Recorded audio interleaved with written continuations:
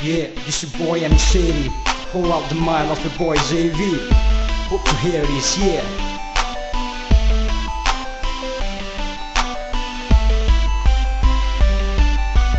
Meeting silungin na hulang zinge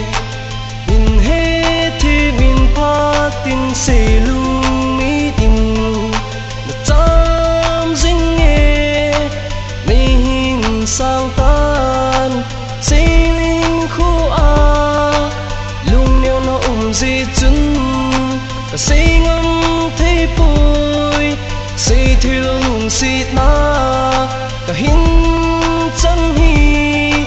Kana pungam boy Kalung gil ching sin na komin a zinge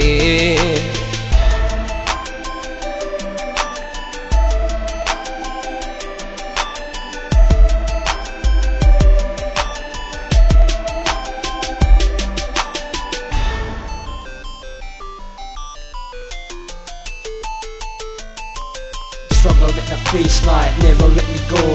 Roll down the road like you don't even know I could see from your eyes like I hope they will show Desire right to my heart and I can never hide When the time is right, there rocks in my eyes like alright I don't belong here, I could see from your tears In the dust of the world, crook up with your mind like girl be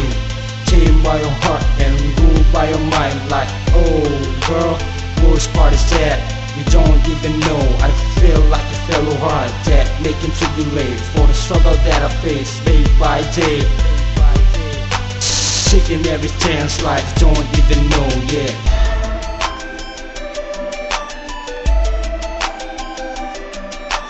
Lung si tim tu hin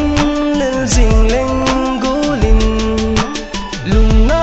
hin hey na dim ki pal ting se lin Kahin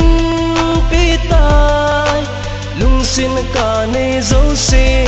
Na so mai kahin muziting Lel ding ka no me Lung si tim tu ching Na pa jing jing e Gulin ni hin sang jing tan kalung gil ching